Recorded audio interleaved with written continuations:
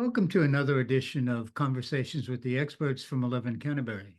Today we're talking with John Kirchner, who has decades of experience in the space area and in robotics and automation, the Internet of Things, satellite technology. It's a topic that's been dear to my heart since I started reading Tom Swift books in I think middle school. So John, I live in Santa Barbara. I'm about 70 miles from Vandenberg Air Force Base. It's become sort of commonplace launching satellites. I think we've had more than 50 launches in the last year from here, and it's kind of not quite boring, but it's kind of interesting to see them go off, and about half of them go back and land the booster at Vandenberg, which is always accompanied by a sonic boom, which wakes people up in the middle of the Right. night. So I would imagine this has some becoming routine, has some real effect on the commercials associated with getting things into orbit and doing useful things with them. Is that right? It is indeed, and what you're seeing, literally with your own eyes, is the frequency that launch is taking place. I mean, you just mentioned 50. You sort of pinpoint 50. Just this year, there have been, I say 2023, there have been 223 launches. Just in 2023, only in 2020, only 3 years ago, there were about 100. So it's doubled. Just in the last 3 years. And the real drivers to that are certainly just massive innovation. The way to think of the value chain of space is there are really two broad components that are involved with space. One of them is, frankly, what happens on the ground, which enables space to take, to happen, to have access to it. And then there's actually what, and the ground infrastructure tends to be, satellite dishes, fiber connectivity, and the like. But the more exciting part of it is the space side, which itself has a number of different sort of pieces to it. But sort of the two easy ones to think of are, I have a device or some kind of capsule or satellite that we want to get into space, into orbit. And the only way you really do that is to launch it. And where things have really changed in the last 15 years or so is in the launch domain. Launch costs have come, down by orders of magnitude. 20, 30 years ago, to put the space shuttle in orbit would have been about $100,000 a kilogram. Today, you can get a nice working device in space for about $500 a kilo, especially when Starship is fully functional and reliably up in launching. So just that massive change in cost structure, like any industry, has an acute impact on innovation, on lowering barriers to entry of any new company or any ideas. It just feeds in a swirl, really feeds innovation. And what we're seeing because of it are all different types of space-based infrastructure, certainly different types of satellites for communications, which many of us today, frankly, if you're looking at the sky about an hour after sunset or an hour before sunrise, you can see some of the Starlink satellites going over your head at speed because they're in low Earth orbit, and those are all communication satellites. So the amount of innovation that's taking place, the ability to get things in orbit is so easy. There are something like 100, just over 100 launch companies around the world now. There are something like 30, maybe to 40 spaceports around the globe. And it's not going to be out of the realm of eventual possibility and expectation that spaceports will be analogous to airports across the country. And that's kind of the way these things are going in terms of growth, innovation, and creativity. So that's what you're seeing sort of real time in your backyard. But it's really taking place all over the world and having profound impact. It sounds dramatic. It also affects, I think, the access to space and the innovation there. You know, in my, again, my personal life has done a lot for domestic tranquility with the GPS systems. I no longer hear from my wife, you should have turned back there, Right, right? right, right. I I, I hear from an Australian accented um, automaton telling me to turn before I get to the Sure. turn. Are there other things in commercial paybacks from space? What are we doing in a business sense out there? Yeah, so GPS, as you just alluded to, it wasn't an well, it sort of was an accident in the sense that the utility of GPS, the government really freed up for commercial use, and it is, it really drives what we call location-based services. I tend to think of it as sort of personal situational awareness. And it's not just about where you are, but it's kind of what's going on around you. And there's all sorts of new services that are enabled by that.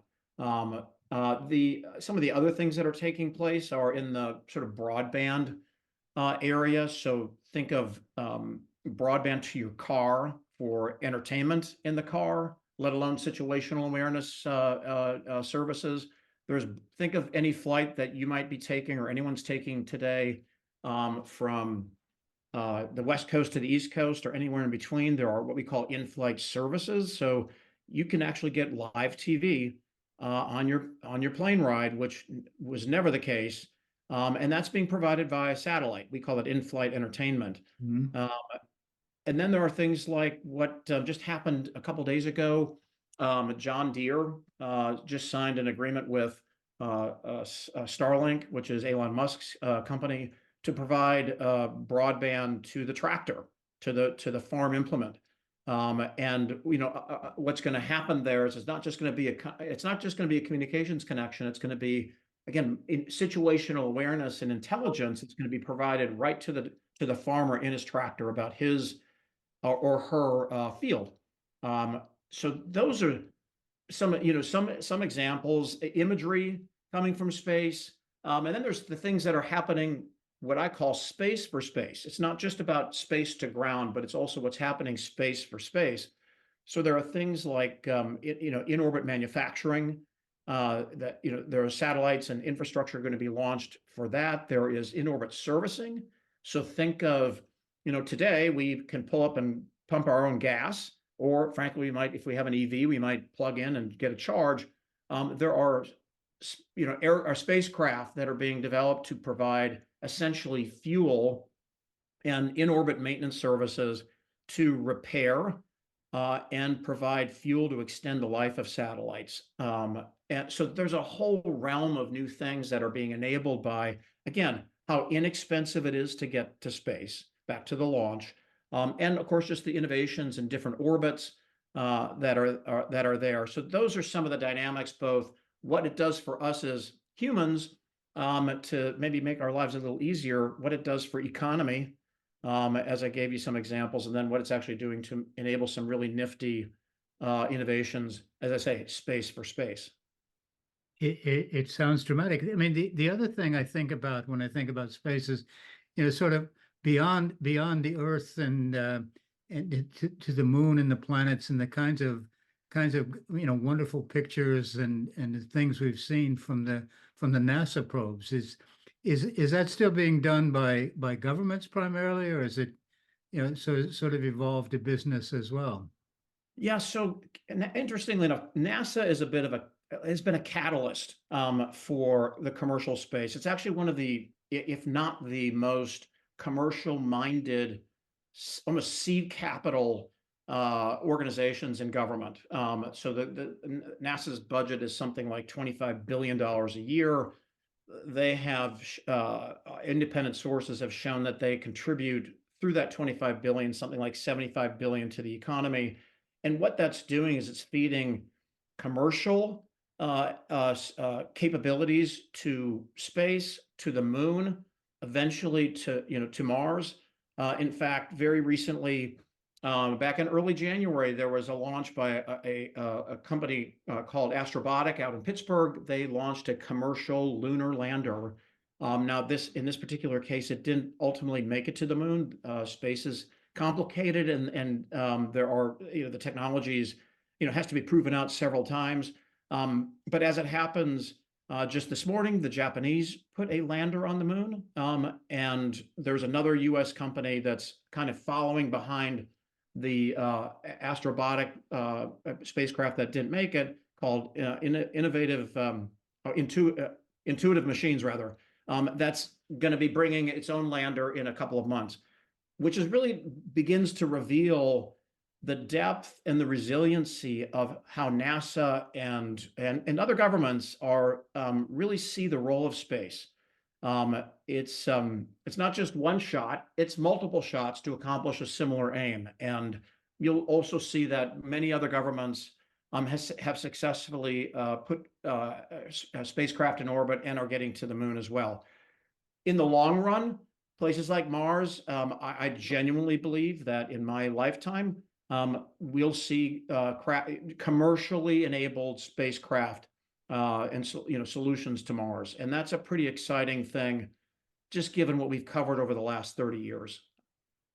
It's an astonishing, I think, acceleration in the way things are going, considering, I mean, when we landed on the moon and I was a young fellow, I thought things were going to go a lot faster. It seems it took a while to accelerate now. Well, space is a complex environment. It is there really is a lot of trying and failing, and it takes a lot of will.